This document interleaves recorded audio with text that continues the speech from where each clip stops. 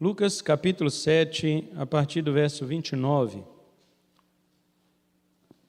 Diz assim: E todo o povo que o ouviu, no caso ouviu a João Batista, e os publicanos, tendo sido batizados com o batismo de João, justificaram a Deus. Mas os fariseus e os doutores da lei rejeitaram o conselho de Deus contra si mesmos, não tendo sido batizados por ele. E disse o Senhor: A quem, pois, compararei os homens desta geração e a quem são semelhantes? São semelhantes aos meninos que, assentados nas praças, clamam uns aos outros e dizem: Tocamo-vos flauta e não dançastes, cantamo-vos lamentações e não chorastes. Porque veio João o Batista, que não comia pão nem bebia vinho, e dizeis: Tem demônio.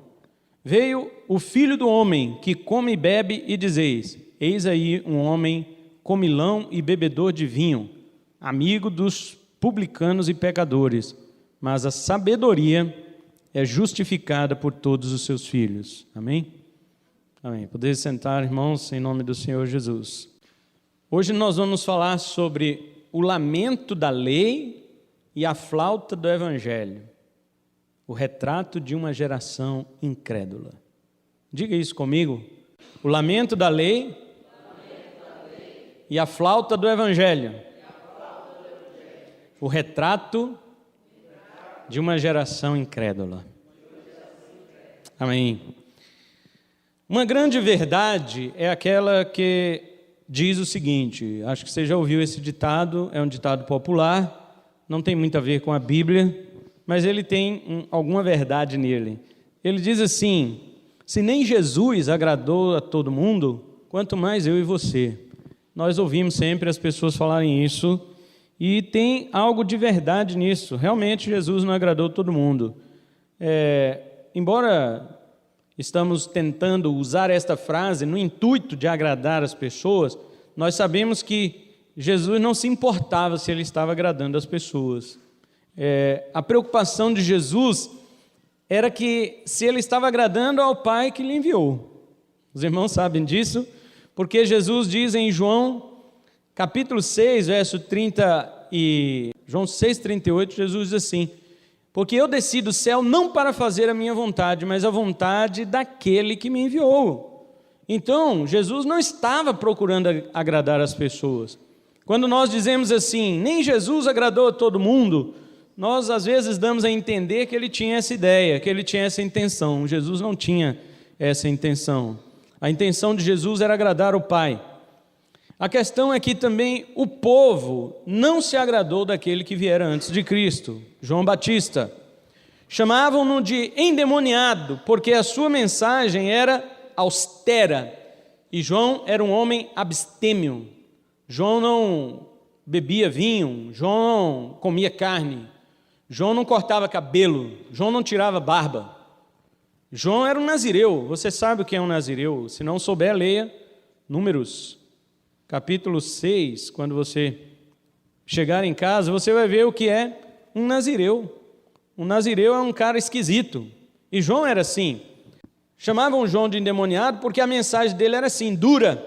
Ele era um homem que, ao se vestir de modo estranho, denunciava o estilo de vida totalmente opulento dos homens de sua época, em contraste com a pobreza e a opressão em que vivia a maioria.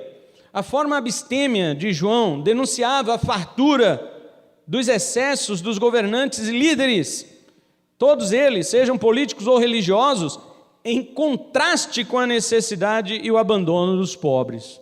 Então, quando João se vestia daquele jeito, a veste de João já proclamava, e quando João comia gafanhotos e mel silvestre, a comida dele já denunciava as pessoas.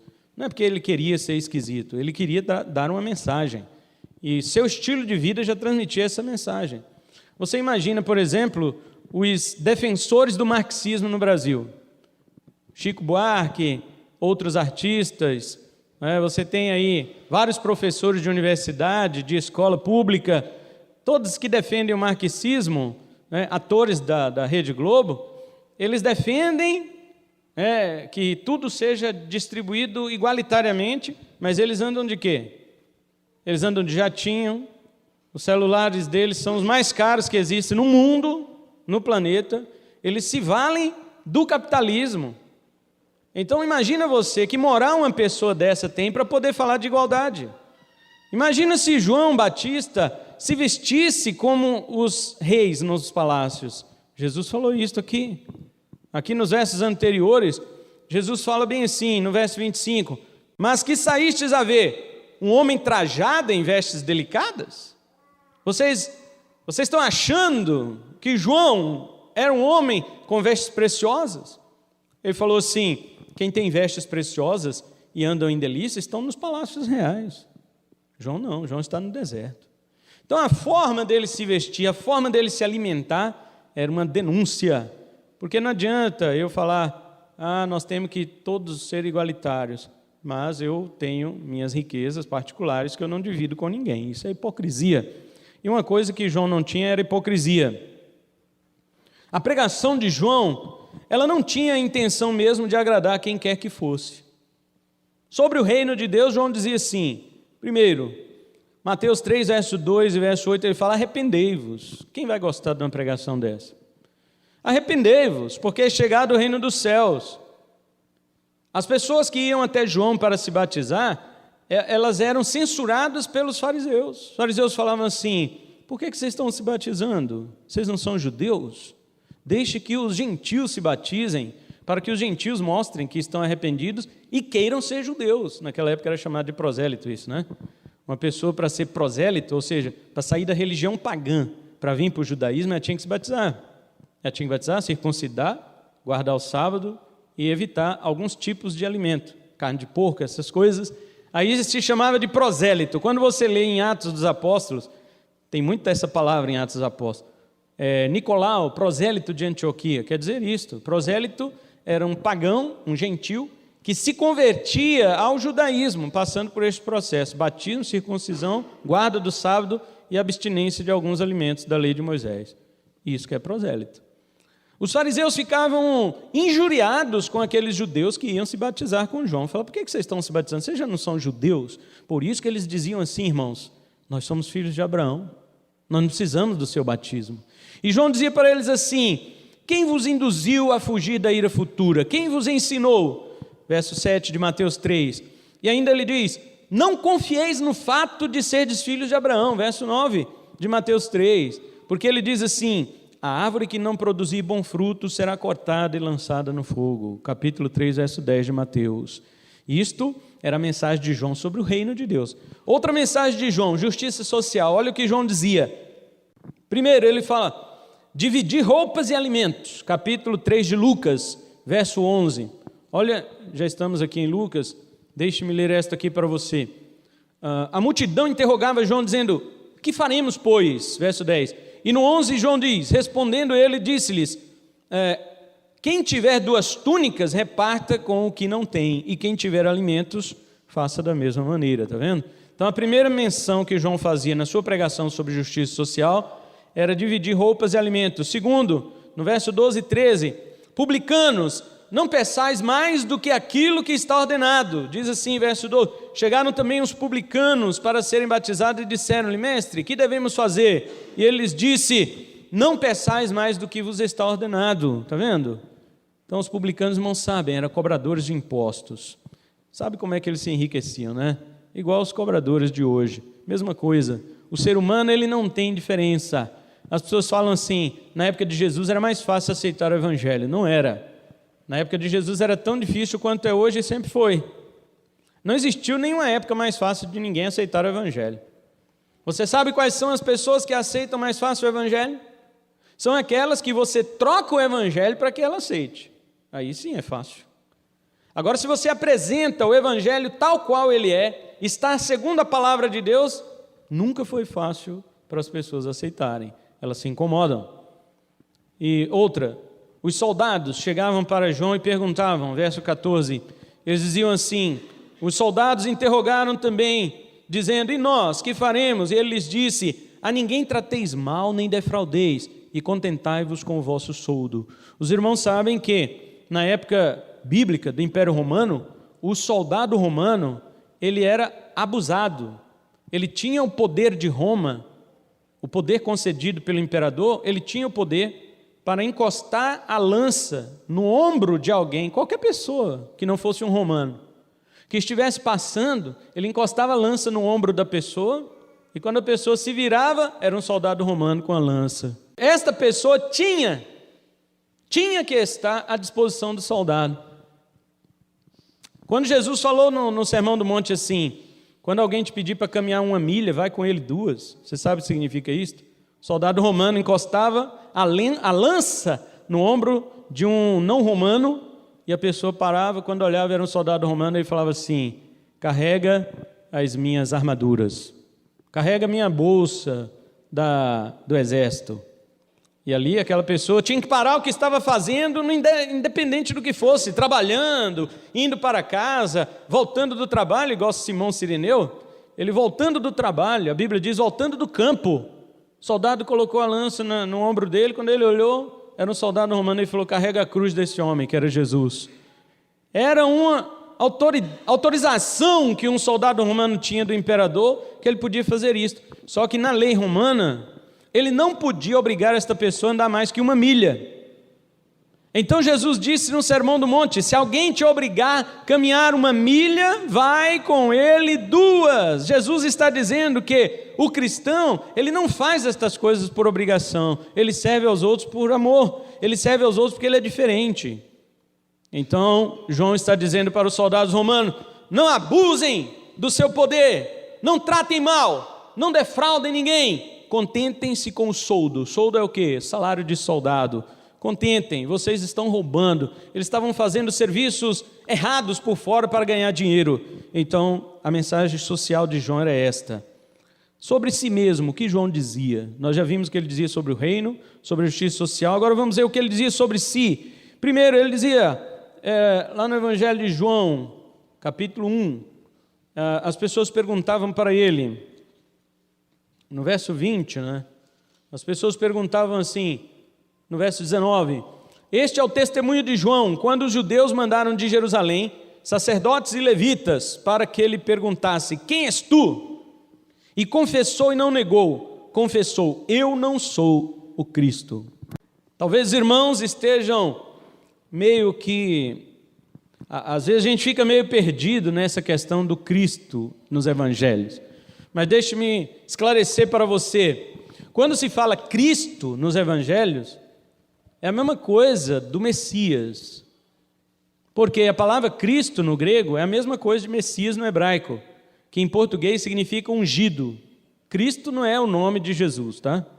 O nome de Jesus é Jesus, que significa o Senhor salva. Cristo é um título, Cristo é atribuído à unção que ele recebeu, porque a palavra Cristo significa ungido, e toda a esperança messiânica do Antigo Testamento sabia que viria um homem que cumpriria todas as profecias do Antigo Testamento para libertar Israel das mãos dos seus opressores. Todo mundo sabia disso. Quando Jesus fala assim, virão falsos cristos, ele está falando de falsos messias, de falsas pessoas que iam dar uma falsa esperança de libertação para Israel. De fato teve. E não foi só na época de Cristo. Quando Jesus era uma criança ainda, teve um tal de Teudas, está falando dele lá em Atos 5, né? Gamaliel fala dele.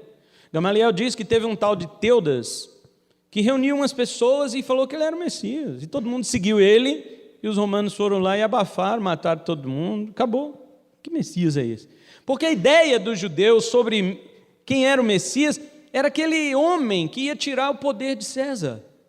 Ninguém vai mais governar aqui a não ser o filho de Davi. Por isso, quando se diz nos evangelhos, Jesus, filho de Davi, as pessoas quando falam filho de Davi, estão acreditando que Jesus é o Messias, que ele é o Cristo.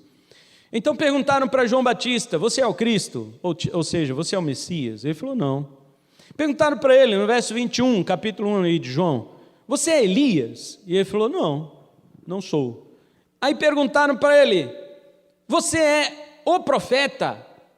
Veja que está escrito o profeta e não profeta. Algumas Bíblias estão sem o artigo, no grego tem o artigo. És tu o profeta? Do que os judeus estavam falando quando perguntavam para João: tu és o profeta? Com o artigo definido. Porque lá em Deuteronômio 15, verso 18, Moisés disse assim: o Senhor vos levantará um profeta semelhante a mim, a ele ouvireis. Então, o profeta era aquele que iria assumir o lugar de Moisés, ou seja, a lei. Não iria mais existir a lei. E de fato, Cristo Jesus é que foi o profeta que Moisés foi substituído.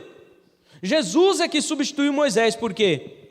Aí mesmo em João, observe o versículo 17, está escrito: porque a lei foi dada por Moisés, a graça e a verdade vieram por Jesus Cristo, está vendo?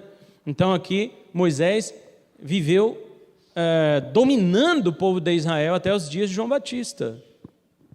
Outra coisa, perguntaram: então o que é você? Verso 23, e respondeu João: eu sou a voz do que clama no deserto. Qual que era este versículo? Isaías 40. Isaías 40, verso 2 e 3 fala assim: eu sou a voz do que clama no deserto, endireitai o caminho do Senhor, preparai as suas veredas. Está lá em Isaías, este versículo, capítulo 40. E João entende que ele é esta pessoa que Isaías estava profetizando. Outra coisa, capítulo 3 de João, verso 29, disseram para João assim, no verso 26, e foram ter com João e disseram-lhe: Rabi, aquele que estava contigo além do Jordão, do qual tu deste testemunho, tipo Jesus, né? Jesus que ele falou que era o Cordeiro de Deus, esse cara está batizando e todos vão ter com ele. Eles queriam provocar ciúmes em João. Olha a resposta de João, verso 27, o homem não pode receber coisa alguma se não lhe for dada do céu. Lembra que eu falei aqui sobre o louvor, sobre a oferta? Nós achamos que podemos dar alguma coisa para Deus, Deus não tenha. Ao contrário, o próprio João Batista está dizendo: ninguém pode receber nada se do céu não lhe for dado. Eu estou aqui porque Deus me chamou para isto, para preparar o caminho do verdadeiro Messias, do Senhor, que é Ele. Aí no versículo 28 ele fala: vós mesmos sois testemunhas que eu disse que não sou o Cristo. E no 29, aquele que tem a esposa é o esposo, mas o amigo do esposo, que lhe assiste e o ouve, alegra-se muito com a voz do esposo. Assim, pois, este meu gozo já está cumprido. Então, ele dizia: eu não sou o noivo é Cristo. Eu sou amigo dele, aquele que prepara todas as coisas para o casamento dele ficar pronto, mas a noiva é dele, não é minha. As pessoas achando que ia fazer ciúme em João. E outra coisa, João dizia assim: eu batizo com água não é nada, água é para arrependimento, Mateus 3,11, Marcos 1,8, Lucas 3,16 e o verso 26 aqui em João 1, que ele diz assim: João respondeu dizendo: eu batizo com água, mas no meio de vós está um a quem vós não conheceis. Está vendo? João está dizendo que eu batizo com água não é nada, mas depois de mim vem aquele que é muito mais poderoso do que eu. Ele está dizendo: Cristo. Vamos ver o que ele dizia sobre Cristo. Ele falava: primeiro, ele é mais poderoso do que eu, Mateus 3,11 e Lucas 3,16. Ele dizia sobre Cristo outra coisa: eu batizo com água, mas ele vos batizará com o Espírito Santo e com fogo, né? Lucas 3,16 e Mateus 3,12 e Lucas 3,17. Outra coisa que ele dizia sobre Jesus: ele é o Cordeiro de Deus que tira o pecado do mundo. E outra coisa que ele dizia sobre Jesus, João 1,30, ele falava: Jesus é eterno. Olha que testemunho maravilhoso. João dizia assim: esse aí é aquele que eu disse para vocês, que ele veio depois de mim, mas ele já existia antes de mim. Ele veio depois de mim aqui, nas águas do Jordão, mas ele já existia antes de mim. Ele tem a primazia, ele é o primogênito de Deus. João sabia que ali diante dele estava o Filho de Deus. E João dizia: importa que ele cresça e que eu diminua. Os irmãos pensam que uma mensagem dessa era agradável aos homens? Tudo que João falava sobre reino de Deus, tudo que João falava sobre justiça social, tudo que João falava sobre si, e tudo que ele falava sobre Jesus, você acha que isso agradava às pessoas? Não agradava. E a Bíblia diz lá, em Lucas 3, 18 ao 20, diz assim: e ainda assim, admoestando muitas outras coisas também anunciava ao povo. Os autores bíblicos não falaram tudo que João dizia.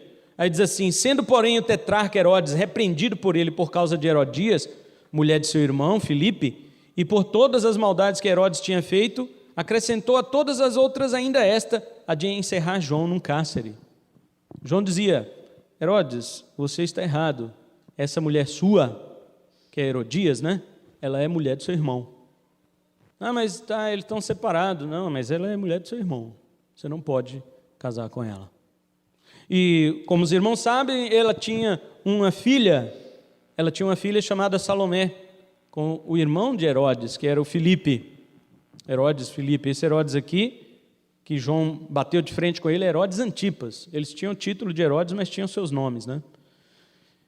Herodes Antipas casou-se com a Herodias, que era irmã, que era mulher de seu irmão, Herodes Filipe. E ela tinha uma filha com o irmão dele, ou seja, sobrinha.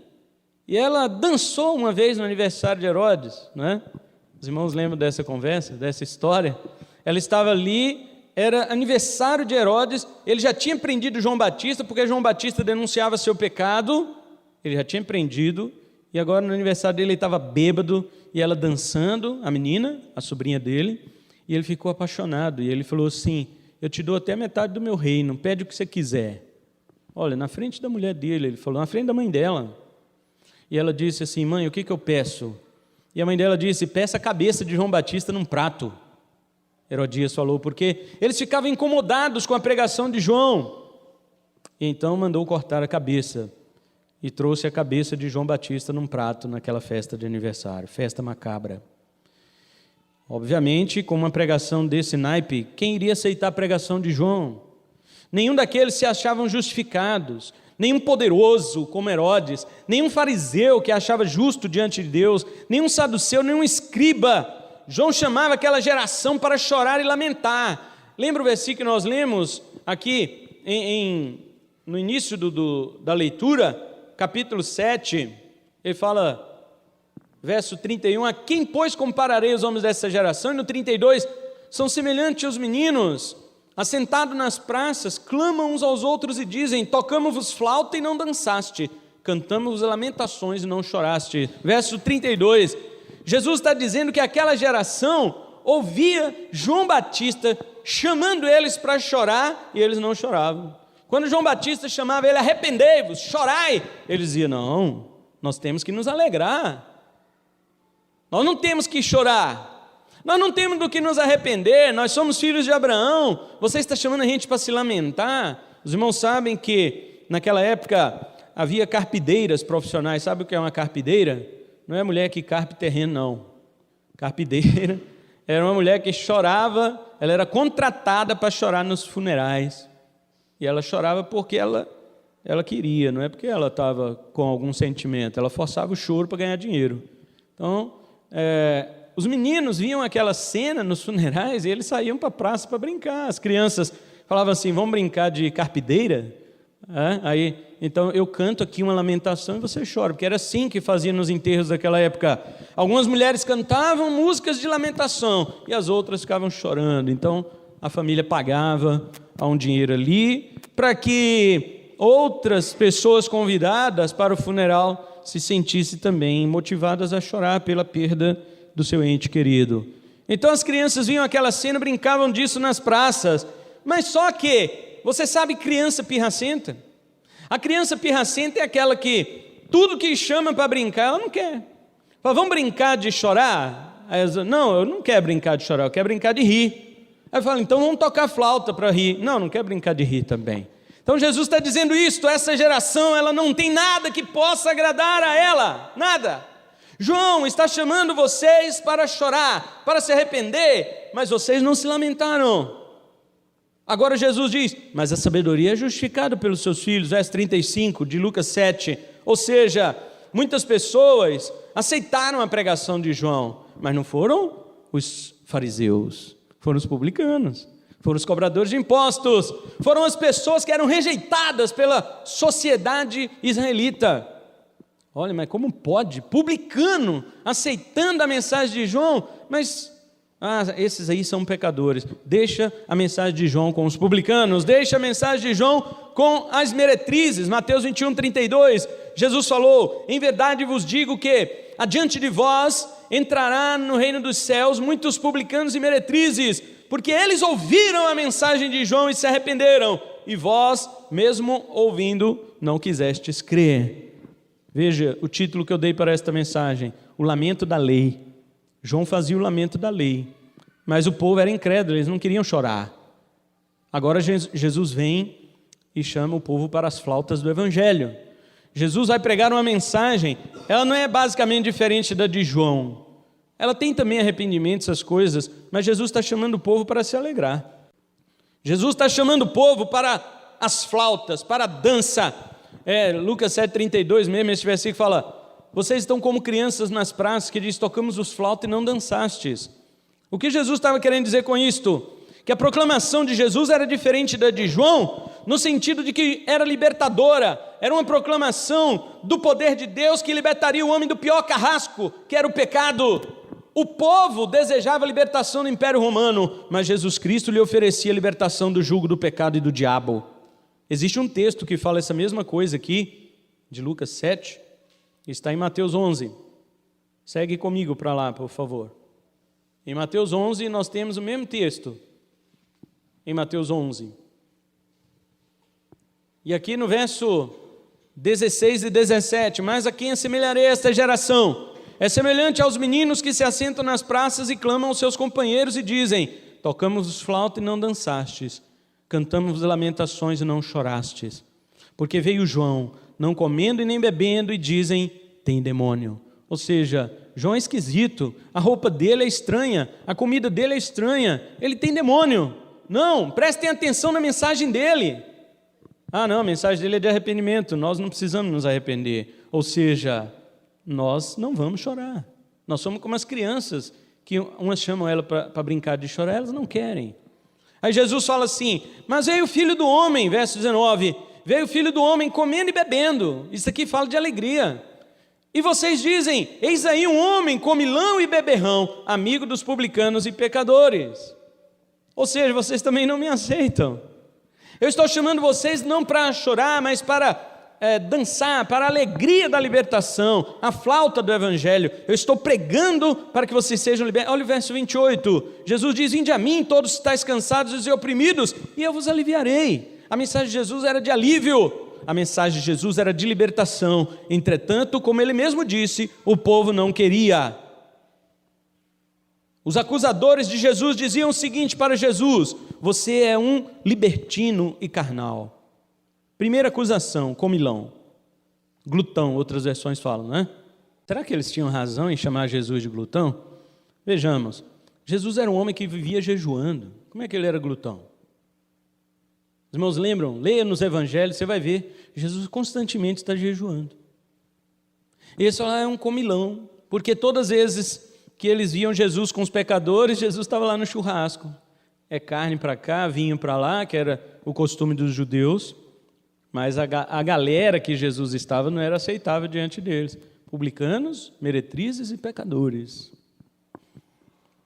Segunda coisa que eles acusavam Jesus, bebedor de vinho. Veja, irmãos, Jesus era um homem extremamente moderado. Jesus Cristo, ele transformou água em vinho, mas não se diz que ele bebia ali naquela festa de casamento. Jesus era um homem extremamente moderado. Bebia sim, era normal uma pessoa um judeu beber nas festas e qualquer outra ocasião. O vinho deles era como uma bebida, o café para vocês, não para nós, para vocês.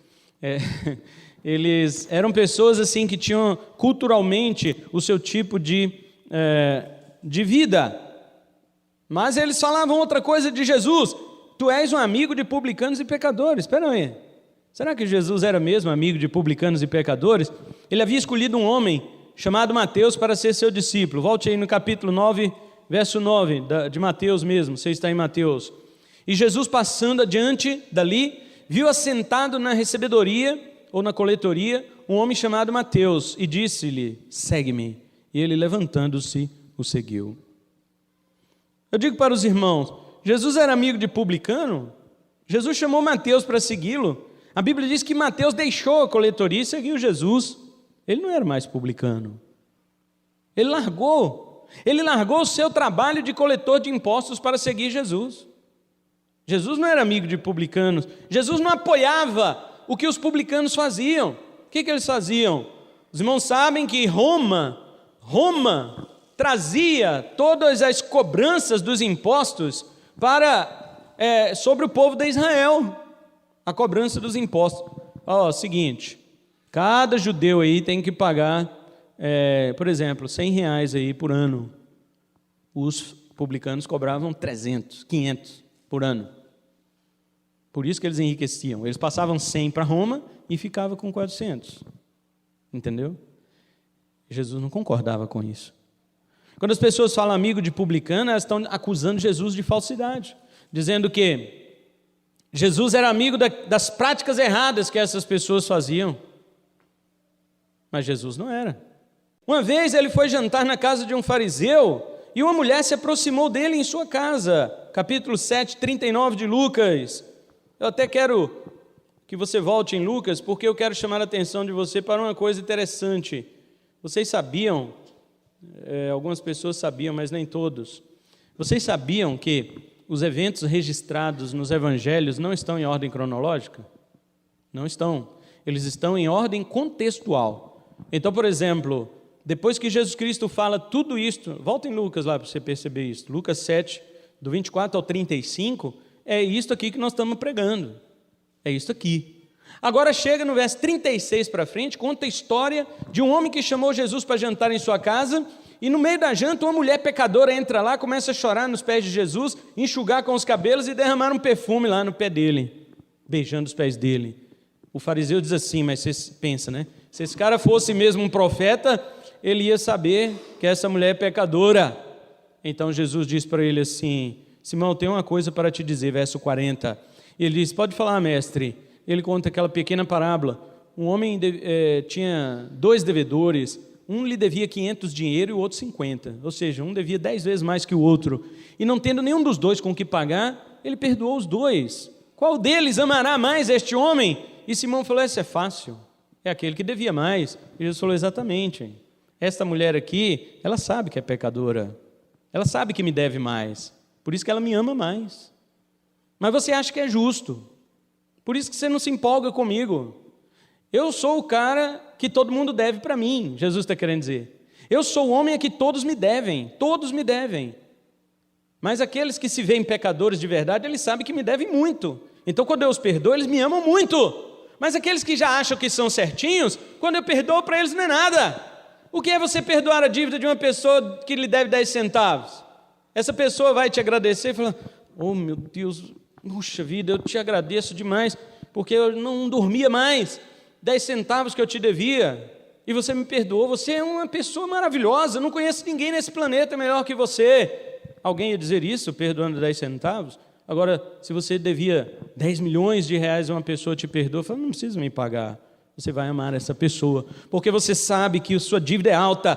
Então a questão é esta, espiritualmente as pessoas querem se justificar diante de Deus, espiritualmente as pessoas querem achar que diante de Deus elas não são tão pecadoras assim. Então quando elas recebem o perdão de Jesus, elas não se importam, porque acham, não era tão ruim. Quando eu vim para a igreja eu já era um cara bom. Então elas não vão amar Jesus. Mas aquela mulher era muito pecadora, provavelmente era uma mulher prostituta. E o ato que ela fez de soltar os cabelos era algo muito censurado naquela época. Não podia soltar os cabelos em público. E ela fez, ela soltou os cabelos dela e começou a limpar os pés de Jesus, que havia chorado com as suas lágrimas sobre os pés de Jesus, mas ela fazia aquilo porque ela já havia se derramado diante do Senhor e reconheceu o grande perdão que ela recebeu, enquanto o fariseu Simão, que havia convidado, Jesus até falou para ele assim, engraçado, eu entrei em sua casa, o costume do judeu é ter uma bacia aqui para lavar os pés. Você não lavou meus pés, mas essa mulher lavou os pés meus com as lágrimas dela. Engraçado, o judeu ele costuma receber outro em sua casa beijando o rosto dele. Você não me beijou, Simão, mas esta mulher está beijando meus pés desde a hora que ela entrou aqui. Por isso eu te digo, Simão, a quem muito se perdoa, muito se ama. Este é o grande problema, meus irmãos, porque diante da mensagem de João Batista, arrependei-vos, aqueles fariseus diziam, nós não temos do que nos arrepender. Então João dizia, venham chorar. Eles, não quero chorar, eu não tenho do que chorar. Mas quando Jesus chamava eles, vamos celebrar, vamos dançar as músicas de flauta, eles diziam, não tem que celebrar também. Você é um comilão, você é um beberrão, você é amigo de... Eu vou celebrar o que com você? Eu vou sentar aí na roda dos escarnecedores, que diz o Salmo? Agora... Jesus diz assim, João 15, 14, vós sereis meus amigos se fizerdes o que eu vos mando. Pensa nisto. Jesus não era amigo de publicano e pecador. Ele era amigo daqueles que obedeciam a ele. Vós sereis meus amigos se fizerdes o que eu vos mando. Está vendo? As acusações eram todas falsas. Paulo diz em Romanos 5:6, Cristo morreu a seu tempo pelos ímpios, mas no verso 10 diz, ele nos reconciliou com Deus. Romanos 5 é um texto maravilhoso, porque ele fala dos amigos e inimigos. Você já reparou isto? Em Romanos 5, Paulo diz assim, por um justo pode ser que alguém morra. Eu nunca vi ninguém morrer por um inimigo. Eu nunca vi ninguém morrer por um inimigo, mas por um bom, alguém pode se arriscar a morrer. Não, esse cara é bom, eu morro no lugar dele. Agora, por um injusto, por um pecador, a pessoa não vai morrer jamais. Agora, Jesus, Paulo diz assim, capítulo 5, verso 8 de Romanos, mas Deus prova o seu grande amor para conosco pelo fato de ter Cristo morrido por nós, sendo nós ainda pecadores. Mas logo à frente, no verso 9, ele diz, sendo mais agora ainda justificados, seremos por ele salvos da ira. Se ele morreu por nós quando éramos inimigos, imagina agora que nós somos reconciliados. Então Jesus não era amigo de publicanos. Você entende isto? Então, Jesus não podia ser acusado de nada do que aquelas pessoas falavam. Elas estavam apenas querendo se justificar para não aceitar as palavras do Filho de Deus. Assim como elas tentaram se justificar diante de João. Nós não vamos aceitar seu batismo. Nós somos judeus, filhos de Abraão. Muitos crentes hoje, irmãos, eles também usam essas narrativas dos evangelhos para tentar justificar a sua postura de participar da roda dos escarnecedores. Como nós estávamos falando, Salmo 1, verso 1, as pessoas acusavam a Cristo. Ei, você aí, lembra que lá em Mateus 9 mesmo, onde Jesus chama Mateus, né? É isso mesmo, né? Estávamos lá. Em Mateus 9, quando Jesus chama Mateus para ser seu discípulo, olha o verso 10 que diz, e aconteceu que estando ele em casa sentado à mesa, chegaram muitos publicanos e pecadores e sentaram-se juntamente com Jesus e seus discípulos. E os fariseus, vendo isto, disseram aos seus discípulos, por que come o vosso mestre com publicanos e pecadores? Deixa eu dizer uma coisa aqui para você. Tem crente que ele usa este versículo, sabia? Para dizer assim, Jesus se assentava como publicano e pecador, também vou me assentar com os pecadores aí do mundo. Não, Jesus influenciava estas pessoas. Quando o Salmo diz assim, não vos assenteis na roda dos escarnecedores, Jesus sentava. Então Jesus estava desobedecendo o Salmo? Não. Qual que é a diferença do Salmo 1 e a ação de Jesus? O Salmo 1 dizia, se você assenta com os pecadores, na roda deles, é porque você já veio em uma conduta igual a dele. Olha o que diz o versículo, bem-aventurado o homem que não andar, segundo o conselho dos ímpios. Depois ele diz, não se detém, já não está mais andando. Primeiro ele andava, agora já se detém. No caminho dos pecadores, e nem se assenta. Veja, agora não está nem mais detido, ele está sentado. O Salmo 1, verso 1, está falando de uma regressão pecaminosa. Você começa andando, depois você para, se detém, e depois você se assenta. É isso que a Bíblia proíbe. Agora Jesus não, quando ele se sentava com estas pessoas, sabe o que acontecia? Ele influenciava estas pessoas, ele pregava o evangelho para elas. A palavra de Deus diz que estas pessoas sentavam-se com Jesus para ouvi-la. Aleluia! Elas ouviam a Jesus e as suas vidas eram convertidas, as suas vidas eram transformadas por causa das palavras poderosas de Jesus Cristo que ele pregava o evangelho. Queridos, alguns episódios estranhos têm acontecido em nossos dias. Há um ecumenismo, um sincretismo religioso dos evangélicos com outras religiões, em nome do politicamente correto, do amor cristão, que de cristão nada tem, portanto não é amor. Pastores que vão a centros de Umbanda, vocês viram isso? Eu digo o nome, Kleber Lucas, o famoso, que todo mundo aí gosta e fica cantando, fica desde sempre cantando as músicas dele, e eu dizendo para as pessoas, cuidado. Já me falaram, você é chato demais, porque você fica aí julgando. Eu não estou julgando a pessoa, estou julgando o que ela apresenta. Quem pode julgar uma pessoa é Deus, mas os frutos eu posso. Não é isso que Jesus falou? Pelos frutos você conhece a árvore, é ou não é? Agora eu estou olhando para uma árvore, eu vejo que o fruto dela é espinhoso, é ruim, e eu vou ficar calado. O cara está lá pegando a fruta para comer, vai furar toda a boca. Eu falo, olha, isso aí tem espinho. Ah, você está julgando, entendeu? É assim. Eu sempre levei esse nome. Não importa, eu não julgo a pessoa, não. A pessoa é com Deus, entendeu? A pessoa é com Deus, assim como eu. Minha vida, Agora, o que eu apresento é passível de julgamento. Vocês podem e devem julgar o que eu prego. Se estiver na palavra, recebam. Porque se vocês não receberem, prestarão contas diante de Deus. Agora, se eu pregar o que está fora da palavra, eu que prestarei conta diante de Deus, mas vocês não são obrigados a receber. Vocês devem me chamar e dizer, pastor, você está fora. Você disse X, a Bíblia diz Y. E você me mostra o versículo, e se eu for um verdadeiro servo do Senhor, eu tenho que ser humilde e falar, me perdoa, meu irmão. Eu vou voltar aqui e vou dizer, irmãos, eu errei naquela pregação, falei isto, o irmão aqui me mostrou na palavra, e eu corrijo aqui. E aí eu sou um verdadeiro profeta. Falso profeta, não. Falso profeta, ele vai dizer, não, quem é você para me corrigir? Eles falam assim. E continuam pregando errado. Agora, Deus vai tratar essas coisas, é óbvio. Agora, os frutos nós temos que julgar. Agora, veja, hoje, pessoas vão lá, centro de Umbanda, cantam músicas cristãs ali, ele levou o tecladinho dele, cantou, e quando os servos de orixás cantavam suas canções com os ogãs, ele cantou junto, batia palma. Então, o comentário que se ouve do povo de hoje é o seguinte, eles falam, se Jesus estivesse aqui, ele faria o mesmo. Bom, poderia até Jesus ir a estes lugares, mas ele tiraria dali vidas das garras do diabo, sabe? E em momento algum Jesus cantaria Satanás. Em momento algum Jesus cantaria Satanás. Lá no Monte da Tentação, o diabo virou para Jesus e falou o quê? Se você prostrado me adorar, tudo isso eu te darei. Jesus, que estava só ele e o diabo ali, não tinha ninguém olhando, ele não adorou. Você acha que Jesus ia hoje no centro de candomblé cantar para o diabo publicamente, com gente filmando com celular e botando no YouTube?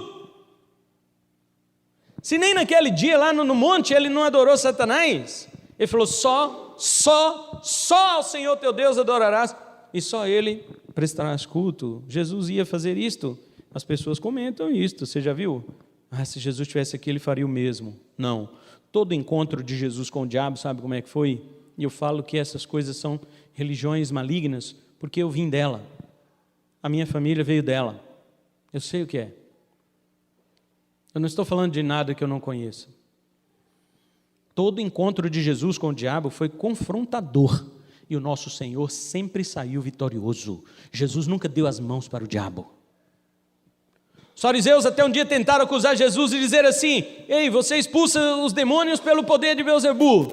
E Jesus disse o que para eles? Espera aí, se fosse por Beelzebu, o reino dele nem existia mais. Mas se eu expulso pelo Espírito de Deus, é chegado a vós o reino de Deus. O que Jesus está dizendo? Jesus está dizendo, se eu expulso pelo Espírito de Deus, eu não tenho nenhum pacto com o diabo. Eu ponho o reino e ele tem que sair. O dele ele tem que tirar. Jesus não transige com Satanás. Quando ele estava no jardim do Getsêmani, em agonia, os seus discípulos dormindo, e ele agonizando em seu espírito, orando ao Pai, então ele diz para os seus discípulos, vocês estão dormindo? Olha, o príncipe deste mundo é chegado. E ele diz assim, olha, presta atenção nessa frase de Jesus, o príncipe do mundo é chegado e ele nada tem em mim. Você sabe o que significa isto?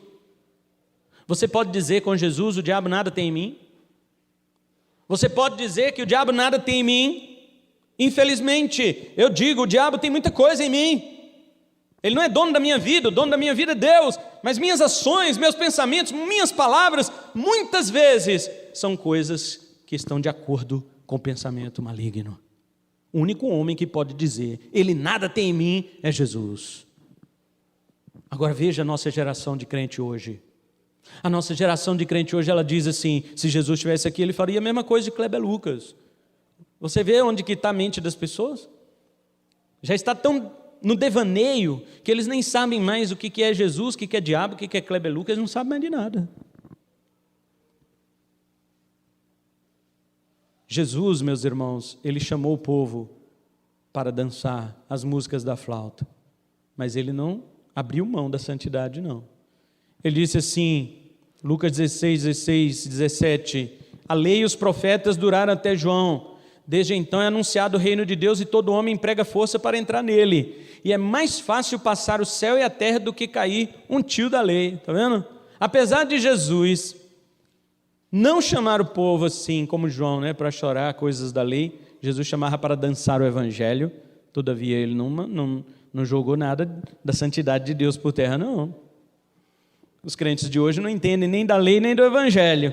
Eles querem abrir a porta para o pecado, alegando que estamos na graça. A graça não é licença para o pecado, senhoras e senhores. Jesus havia dito aos fariseus de sua época que se guardasse o vinho novo em odre velho, se perderia os dois. Hoje muitos crentes perdem o vinho novo sem nem mexer no odre. O odre é a lei, o vinho é o evangelho. Eles perdem o vinho sem nem mexer na lei. Perdem o evangelho sem nem falar da lei.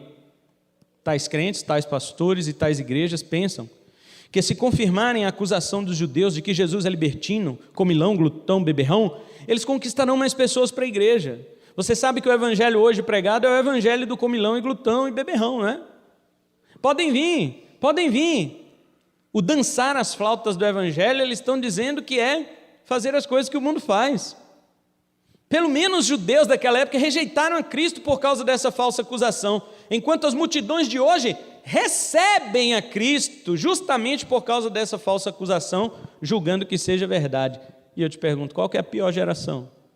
A pior geração era de Jesus, que dizia, nós não queremos você não, porque nós achamos que você é um comilão e beberrão, libertino, amigo de pecadores. Essa era a geração pior? Ou a de hoje, que ainda olha para Jesus assim, comilão, beberrão, amigo de pecadores, e o aceitam por causa disso? Esta é a pior geração, porque acham que Jesus é semelhante a eles. Então, meus irmãos, nem Jesus e nem João falaram e nem fizeram nada para ser aceitos. Da mesma forma que haviam pessoas se convertendo no batismo de João, os irmãos sabem que eu já falei disto, assim também havia pessoas que se convertiam com a pregação de Jesus. Lá no verso 35, vou finalizar aqui, ele diz assim, a sabedoria é justificada por seus filhos. O que é isso que Jesus está falando? Jesus está falando, nós não vamos justificar a sabedoria de Deus, nunca. Tem crente que diz assim, eu vou pregar um evangelho mais fácil para mudar e cair no gosto do ouvinte. Se eu pregar um evangelho duro, a igreja vai permanecer vazia. E eles mudam o evangelho para encher a igreja. Porém, a Bíblia diz que o evangelho é o poder de Deus para salvar o que crê. Se eu mudar o evangelho, quem vai ser salvo? Um falso evangelho produz falsas conversões. Então você me pergunta, então o que devemos fazer hoje, pastor? Primeira coisa, chore diante da lei. A lei diz você é pecador. Concorde. A palavra confissão no grego é homologia, é dizer a mesma coisa. Concorde. Quando a lei diz você é pecador, você deve dizer eu concordo. Quando a lei fala assim, não matarás, você pode dizer, mas eu nunca matei ninguém. Mas Jesus falou assim, que aquele que odiar o seu irmão já é um assassino. A lei diz assim, não adulterarás. Nunca adulterei. Nunca, né? Mas a Bíblia diz que aquele que olhou para uma mulher com a intenção impura no coração já cometeu adultério com ela. E aí? A Bíblia diz, não tomarás o nome de Deus em vão. Nunca tomei o nome de Deus em vão. Mas, como crentes que somos e representamos o nome de Jesus, como nós temos transmitido esse nome para as pessoas lá fora? Se você reconhece a acusação da lei e abaixa a sua cabeça, então o evangelho vai chegar e te chamar para a flauta. Pode chorar primeiro, arrependa-se, você sabe que não é justo, então o evangelho vai vir como flauta para você. Porque ele vai perdoar. Agora, se você disser, não sou tão mal assim, não, então o evangelho também não vai fazer diferença para você. O evangelho é só para aqueles que sabem que são condenados pela lei. Se você acha que está bem com a lei, então o evangelho não lhe serve. Tente-se salvar pela lei. Mas não pode tropeçar em nenhum ponto, nenhum. Esta é a mensagem do Senhor para nós hoje, irmãos. Mas esta mensagem é uma mensagem para o mundo, para pessoas que rejeitam o evangelho.